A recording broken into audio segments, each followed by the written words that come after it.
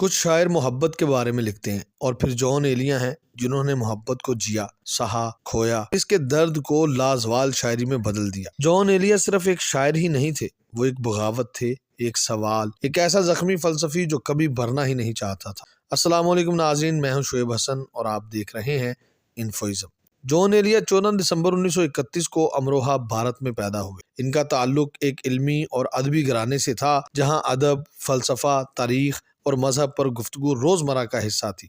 انہوں نے اردو، فارسی، عربی، عبرانی اور سنسکرت جیسی زبانوں پر عبور حاصل کیا، جو اس دور میں بھی ایک غیر معمولی بات تھی۔ 1957 میں تقسیم ہند کے بعد وہ پاکستان ہجرت کر آئے، لیکن یہ ہجرت صرف جسمانی نہیں تھی، یہ ایک دائمی روحانی جلا وطنی بن گئی۔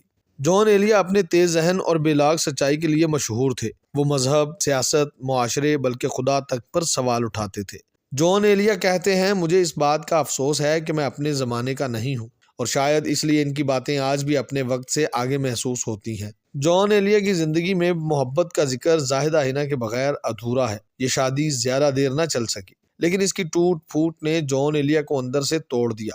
جدائی کے بعد وہ کبھی سنبھل نہ سکے۔ ان کی شاعری مزید تلخ، ذاتی اور بے حد سچی ہو گئی۔ وہ اپنی تنہائی کو چھپاتے نہیں تھے بلکہ فخر سے دکھاتے تھے۔ شاید مجھے کسی سے محبت نہیں ہوئی، لیکن یقین سے کہہ سکتا ہوں کہ مجھے محبت کا دکھ ضرور ہے۔ یہ ایک عجیب سچ ہے کہ جان ایلیا کو اصل شہرت زندگی کے آخری حصے میں ملی۔ ان کا پہلا شعری مجموعہ شاید اس وقت شائع ہوا جب وہ 60 برس کے قریب تھے، لیکن جب لوگوں نے جان ایلیا کو پڑھا تو پھر رکنا ممکن نہ رہا۔ نوجوان نسل نے ان کے الفاظ میں اپنا درد، اپنی الجھن اور اپنی تنہائی تلاش کی۔ جان ایلیا کی شاعری میں ہمیں ملتا ہے وجودی کرب، ناکام محبت، فکری بغاوت، گہری تنہائی اور وقت کی بے رحمی۔ وہ امید کا جھوٹ نہیں بولتے تھے، وہ جھوٹی تسلی نہیں دیتے تھے، وہ صرف سچ کہتے تھے، چاہے وہ کتنا ہی تکلیف دہ کیوں نہ ہو۔ 8 نومبر 2002 کو جان ایلیا کراچی میں اس دنیا سے رخصت ہو گئے، لیکن جان ایلیا جیسے لوگ مرتے نہیں، وہ گونج بن جاتے ہیں، یاد بن جاتے ہیں اور ہمیشہ رہتے ہیں۔ آج ان کے اشعار سوشل میڈیا پر گردش کرتے ہیں، رات کی تنہائی میں پڑھے جاتے ہیں اور ان دلوں میں زندہ ہیں